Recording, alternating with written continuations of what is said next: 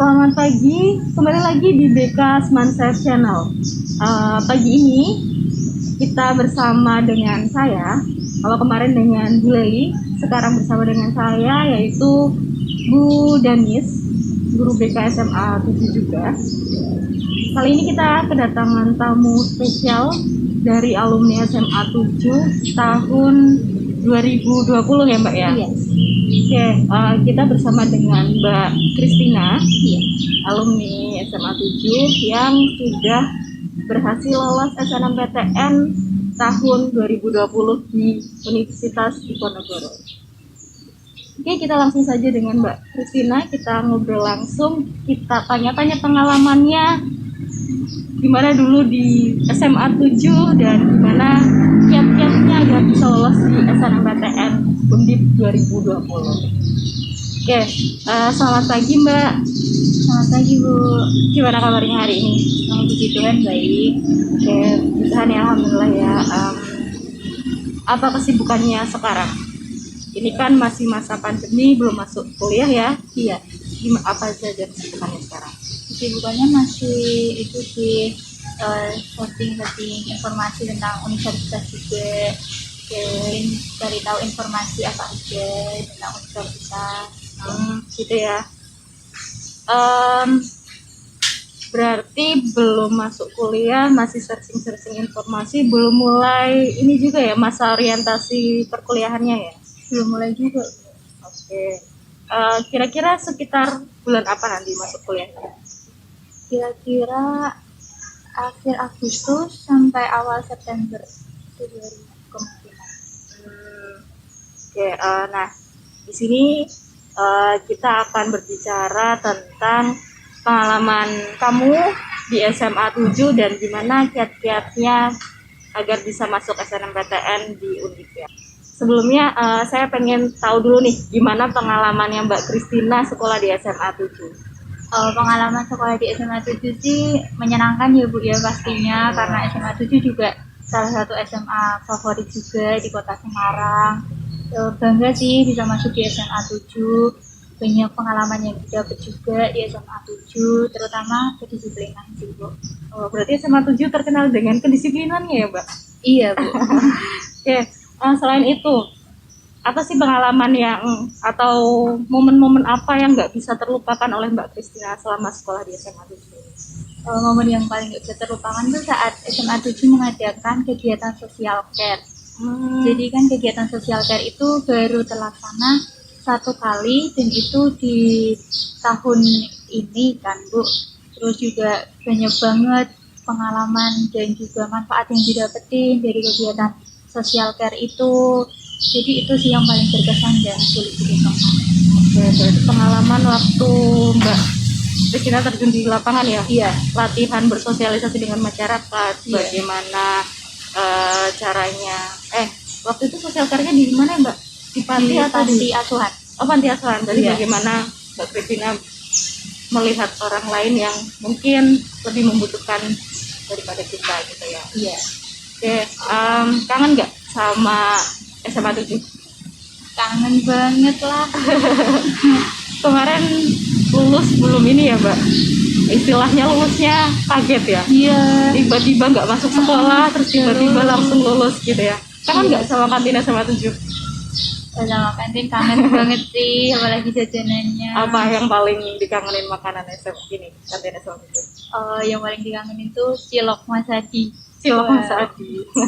Tapi sekarang nggak jualan ya? Iya. Karena corona semuanya, sekolah pun tutup. Tidak ada aktivitas belajar mengajar di sekolah, hanya lewat online atau daring. Selain itu, ada nggak sih guru favoritnya Mbak Kristina di sini? Guru favorit, semua guru pasti punya kelebihan dan kekurangan sendiri ya Bu. Jadi untuk favorit sendiri sih mungkin lebih ke guru yang berkesan kali ya Bu ya. Boleh. Guru yang paling berkesan itu Mem Fitri. Kenapa itu Mem Fitri?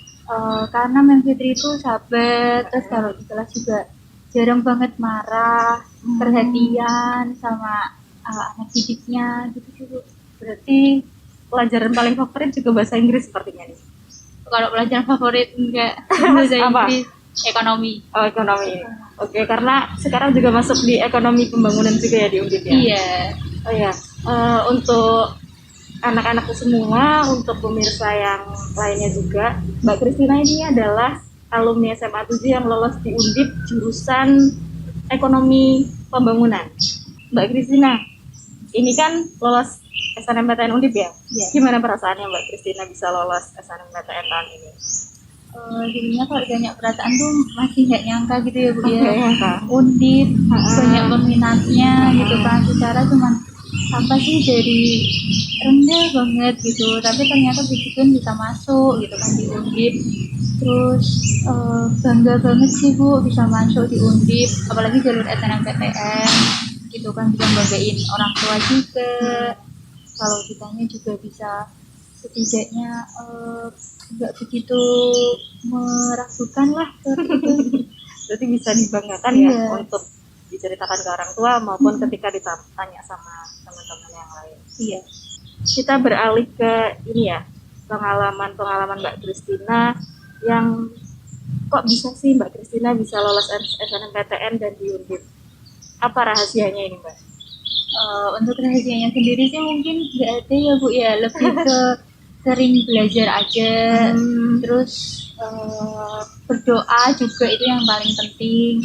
Terus juga kalau bisa semua mata pelajaran itu nggak perlu kita benci, justru malah kita sukai. Jadi apa yang kita dapetin tuh bisa kita terima dengan baik, dan itu bakal membantu banget sih Bu. Oh gitu, berarti kuncinya sukai semua pelajaran gitu ya Mbak? Iya. Terus rajin-rajin belajar dan berdoa terus. Oke. Selain itu ada nggak sih, kan biasanya ada peran-peran dari orang yang di belakangnya Mbak Kristina, ada nggak sih pengaruhnya di kesuksesan Mbak Kristina yang sekarang?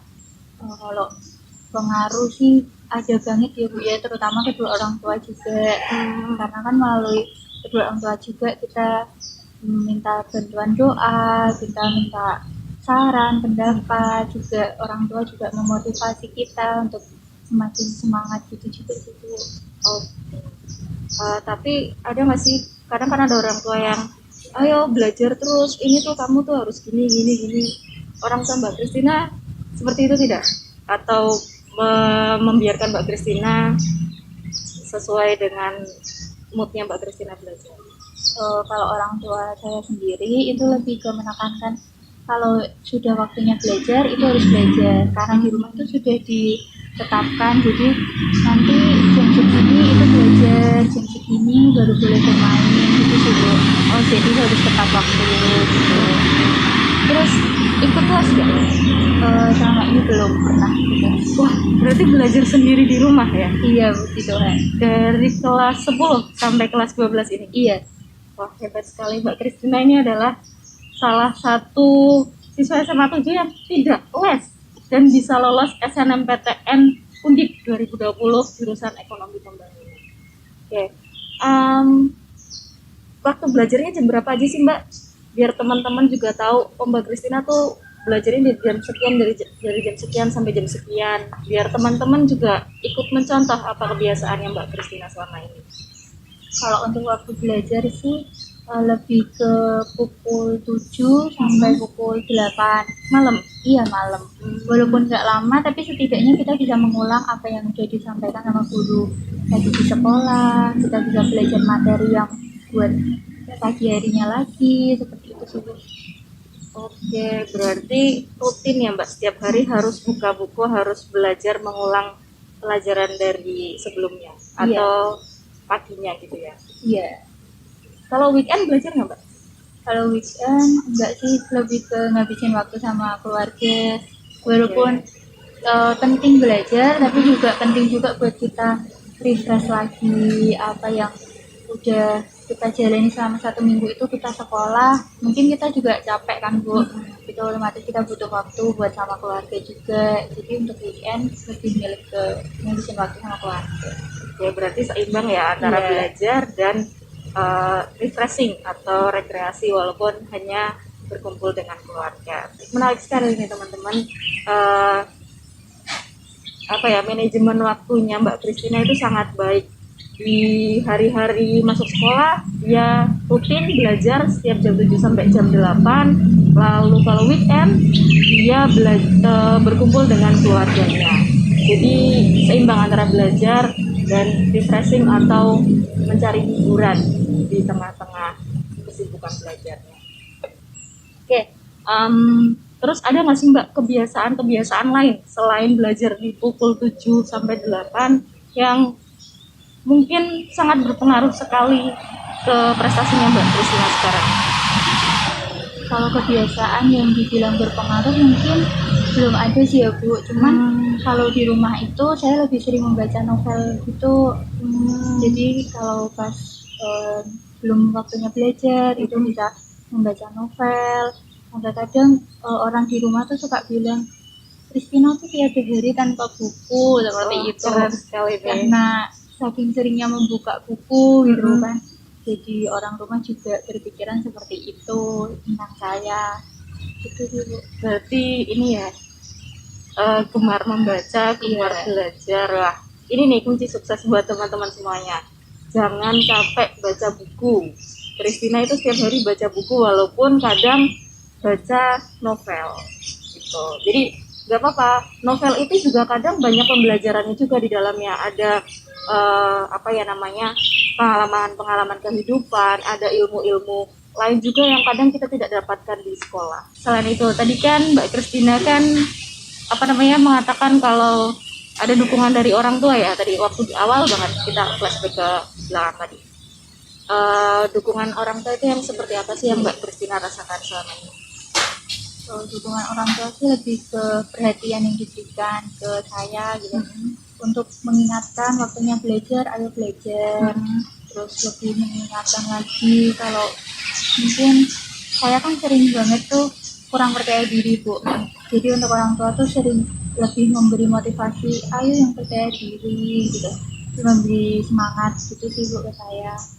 Oke, berarti orang tua sering sekali memotivasi dan memperhatikan waktu belajar Mbak Kristina juga ya. Oke, selain orang tua, adakah orang yang berpengaruh juga, mungkin teman atau sahabat atau yang lain? Mungkin teman-teman juga berpengaruh sih Bu. Tapi kalau teman-teman tuh lebih ke bagaimana dia sukses di depan gitu. Jadi saya temanku bisa, kenapa aku kok nggak bisa gitu. Jadi lebih memotivasinya dari itu sih. Dari prestasi teman-teman, jadi kita ikut terpacu ya, ikut semangat lagi. Saya harus bisa seperti yang lain juga. Oke, yang paling penting nih, menurut Mbak Kristina, apa sih tips yang bisa dilakukan, yang bisa dicontoh sama adik-adik semua, teman-teman semua, biar bisa lolos SNMPTN, apalagi di Undip? Tips-tipsnya buat lolos sih mungkin lebih ke giat belajar lagi, terus juga doanya dikencengin lagi, terus kalau bisa hindari masalah dengan orang tua atau bahkan dengan teman-teman, karena kalau kita sendiri punya masalah, otomatis pembelajaran di sekolah juga akan kacau karena pikiran kita akan terbagi. Jadi sebisa mungkin bangun hubungan yang baik dengan keluarga, dengan teman-teman, terus lebih ke jaga mood aja supaya jangan bosan-bosan, terus jangan gampang marah juga. Seperti itu sih Bu. Oke, berarti yang terakhir nih yang paling menarik, jaga marah atau jaga moodnya biar selalu semangat belajar gitu ya Bu. Oke, ini buat teman-teman tadi tips dari Kristina itu ada belajar ya, belajar lalu berdoa, jangan yang bikin masalah sama orang tua, sama teman, dan jaga mood atau jaga emosi kita agar selalu semangat belajar dan ya tidak terpengaruhi orang lain juga ya. Boleh dong diceritain tipsnya atau triknya Mbak Kristina untuk memilih jurusan di SNMPTN biar bisa lolos? Kalau untuk tips dan triknya itu yang pertama kita lihat dulu track recordnya alumni tahun lalu, terus juga nilai-nilainya masuk sana itu kira-kira rata-ratanya berapa. Terus yang kedua juga pinter-pinter cari peluang aja, mana yang kurang lebih peminatnya tidak begitu banyak, tetapi untuk prospek kedepannya itu lebih menjanjikan, seperti itu sih Bu. Terus juga lebih percaya diri lagi untuk memilih jurusan, karena kalau kita sudah nggak percaya diri terlebih dahulu, mesti akhir kedepannya juga bakalan nggak baik juga. Terus juga selama di SMA ini apalagi kelas 12 lebih sering-sering konsultasi ke BK juga kan Bu, tanya-tanya ke BK pendapatnya BK itu gimana mengenai kampus ini. Terus juga bisa lebih memberikan apa ya Bu, lebih memberikan saran sih, dengan nilai saya begini itu kira-kira bisa masuk mana ya Bu, itu bisa konsultasi ke BK semuanya seperti itu. Oke, tadi adalah trik atau tips dari Mbak Kristina dalam memilih jurusan agar bisa lolos SNMPTN. Nah, ini nih, ada salah satunya tadi melihat track record alumni, nilai-nilainya seperti apa, terus mencari peluangnya seperti apa. Nah, untuk adik-adik atau anak-anakku semua, kalian bisa main ke BK, berkunjung ke BK, di sana ada data-datanya, siapa saja sih yang lolos SNMPTN, terus nilai-nilainya seperti apa, dan bisa menanyakan kira-kira kalau saya masuk sini gimana ya Pak Bu, ke guru BK yang ada di sana. Nah, lalu kalau misal adik-adik semuanya mau lihat peluang, itu kalian bisa kunjungi laman ltmpt.ac.id. Di sana ada peluangnya berapa, maksudnya yang diterimanya mereka menerima berapa, lalu tahun sebelumnya itu peminatnya ada berapa. Jadi kalian bisa melihat posisi jurusan kalian itu seberapa besar peluangnya, lalu dicocokkan atau dilihat dengan nilai kalian, kira-kira masuk kriteria enggak, kira-kira masuknya mudah atau tidak. Nah, silahkan sering-sering berkunjung ke BK. Kami ada 5 guru di sana dan siap untuk melayani adik-adik semuanya. Sekian tips dari Mbak Kristina, cerita dari Mbak Kristina yang bisa kita ambil contohnya, bisa kita ambil hikmahnya. Mudah-mudahan teman-teman semua atau adik-adik semua bisa mengambil poin pentingnya. Dan sukses SNMPTN tahun yang akan datang atau tahun 2021. Terima kasih untuk Mbak Kristina sudah menyempatkan waktunya hadir di sini. Semoga banyak nanti benih-benih atau adik tingkat yang mengikuti jejak Mbak Kristina lolos SNMPTN. Terima kasih.